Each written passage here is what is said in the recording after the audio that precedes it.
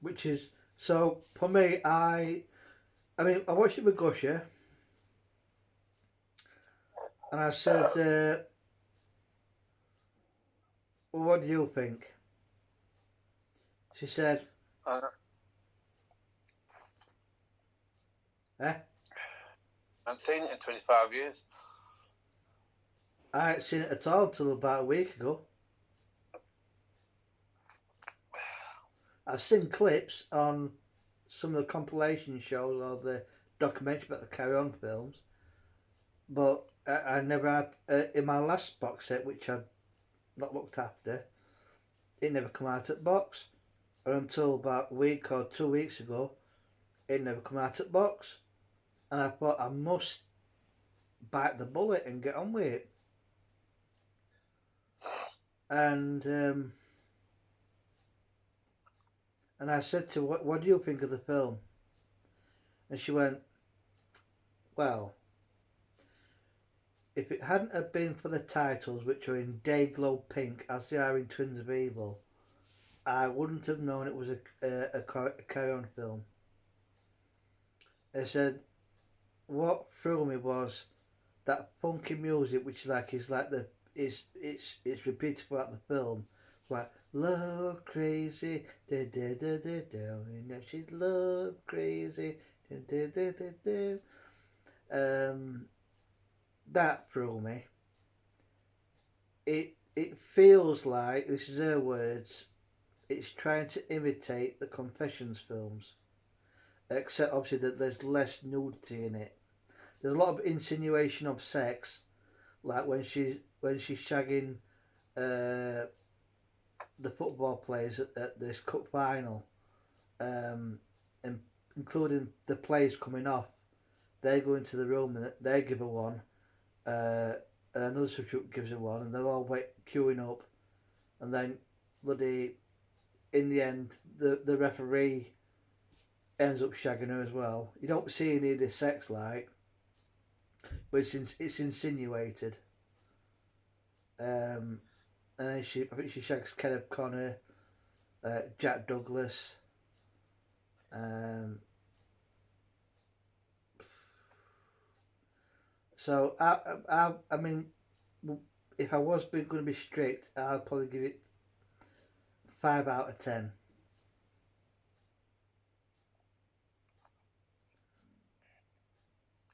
Kenneth Connor,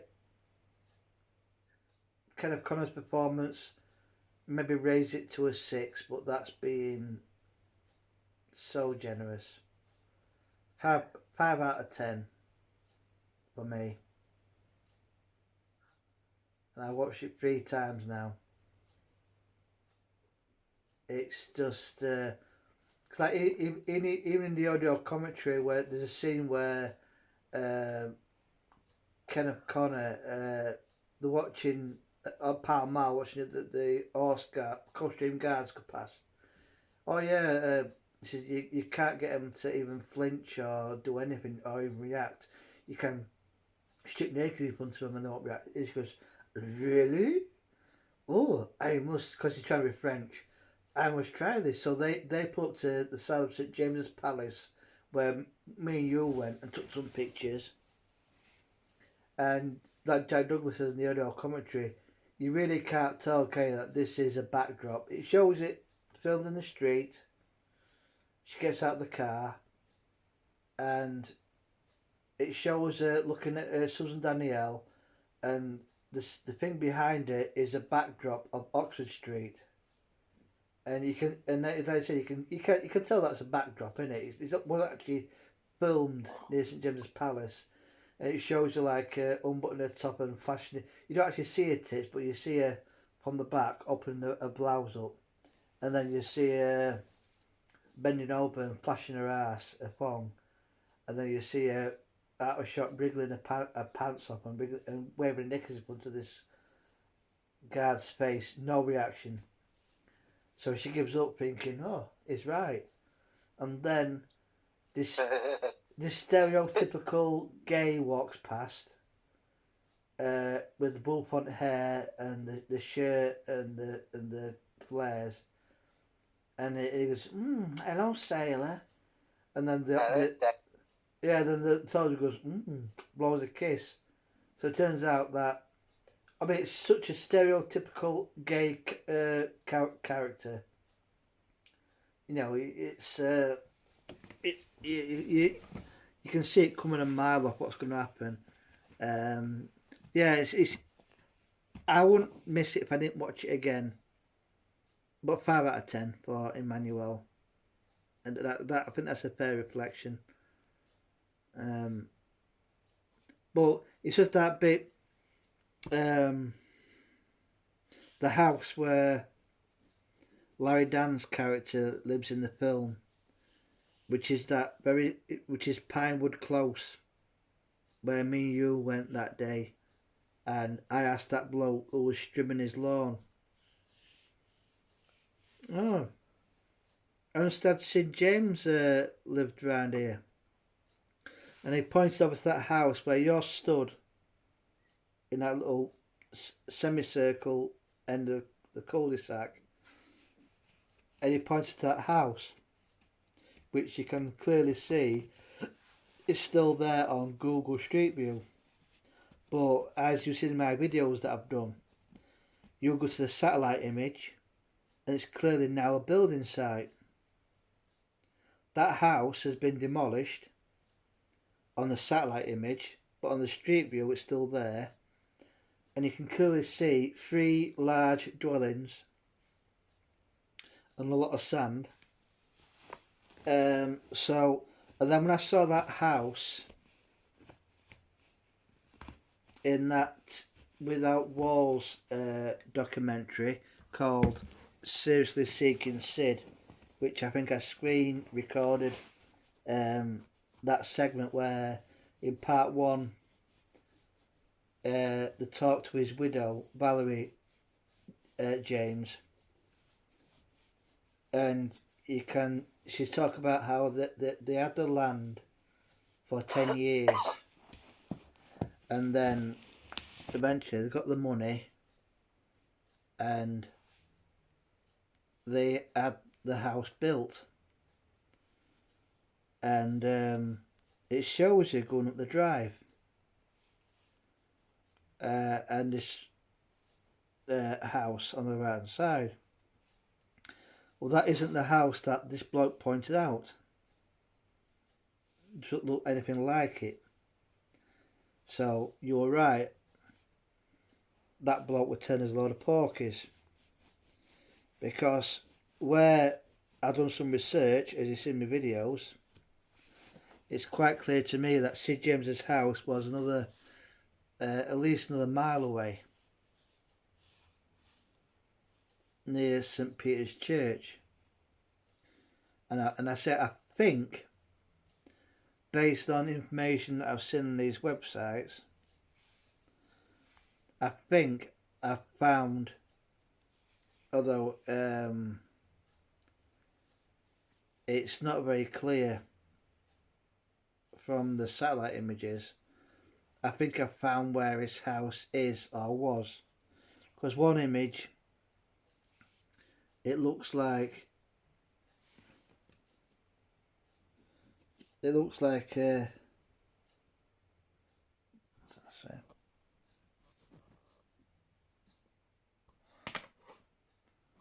on one image it looks like it's a barn with the bit which I thought was the house being a shell, but then on the 3D image on Google Earth it definitely does look like there is a house there, but it's a strange different colour structure to right of it, but all the information points that is the house or the site of the house, because one person says the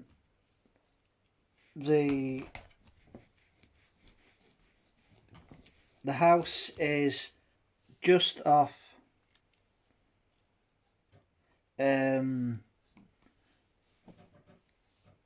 off this road, because you come to a little mini roundabout called the Mini Island. the pub called the Swan.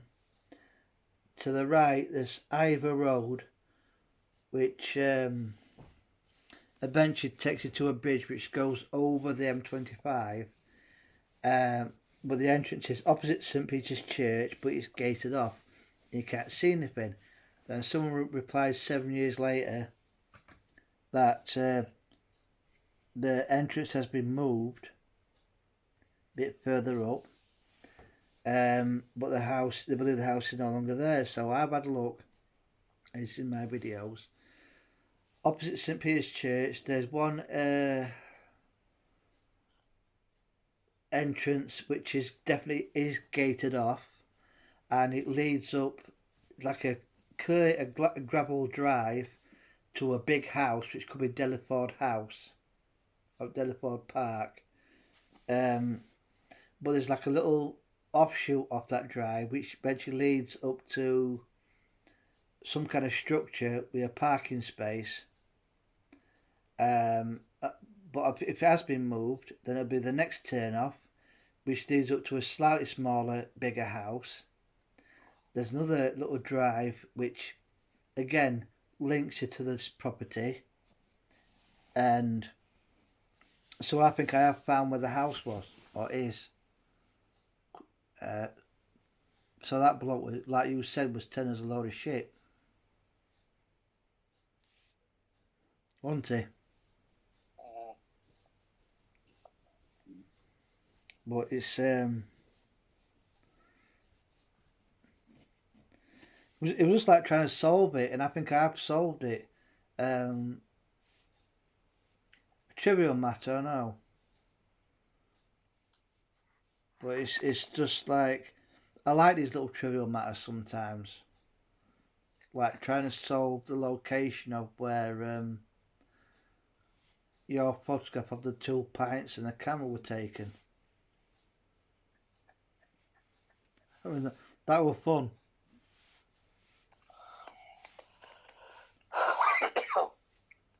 And it turns out in the end, through a process of elimination, it indeed was the anchor.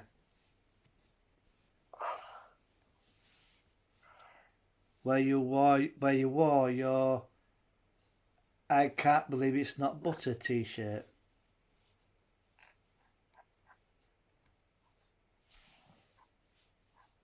Of a dog licking its arsehole.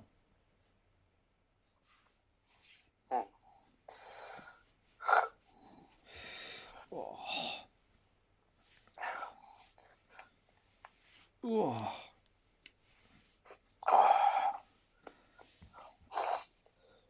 Yeah, I've got the Karnstein trilogy.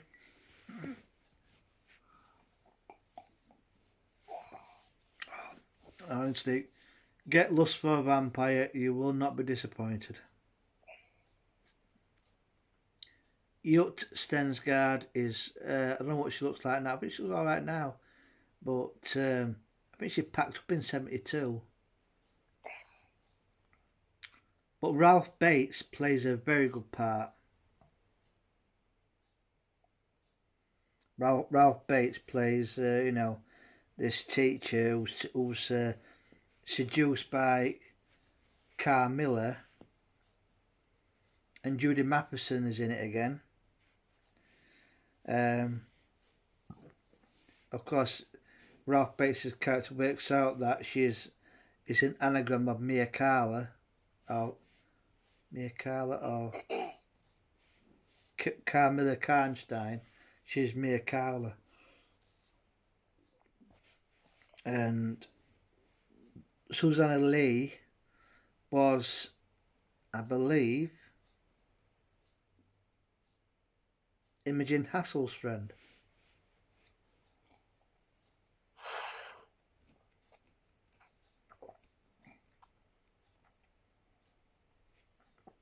Oh. That bloody Lust for a Vampire flipping 18 quid. Jesus. Wait a minute, I'll just get my copy.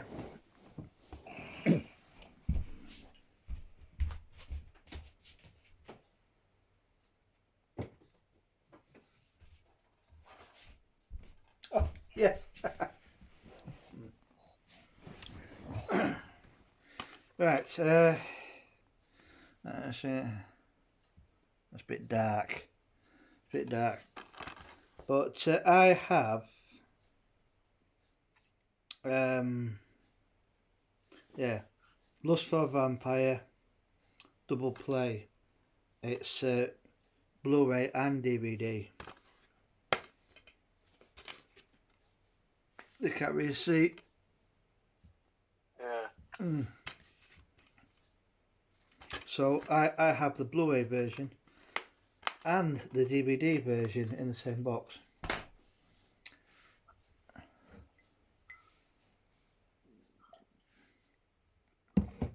Stars a strange actor. Apparently, he's dead now.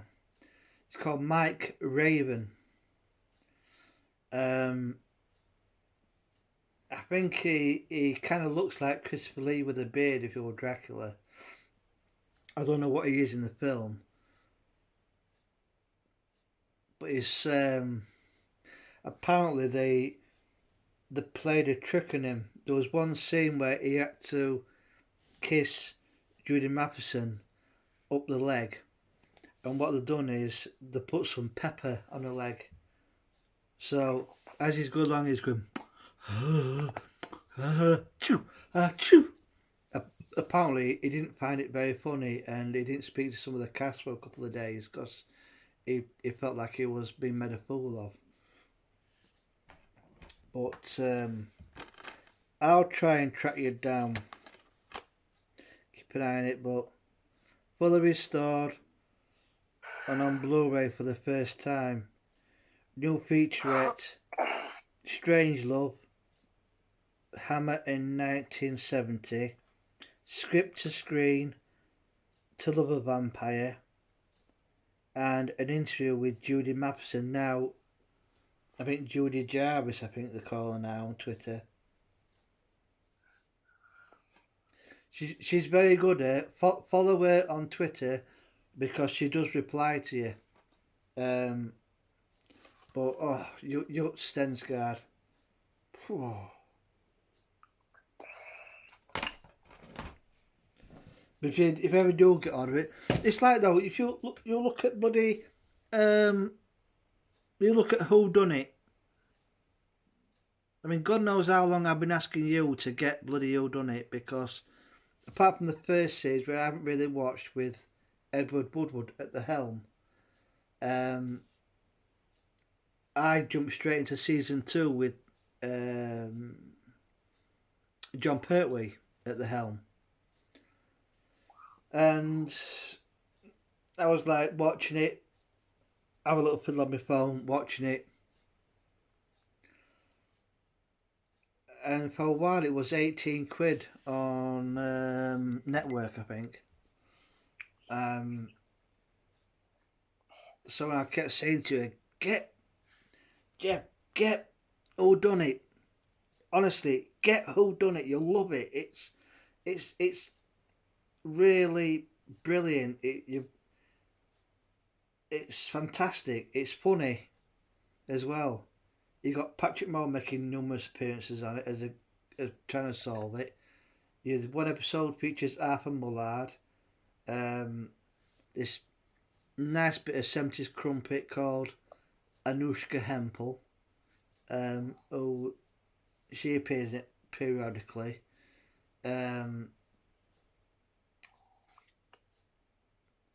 Even George Savalis from Kojak, he's in one episode and he gets it right. So when I went to look for you a couple of weeks back and found, I couldn't believe it. I was staggered.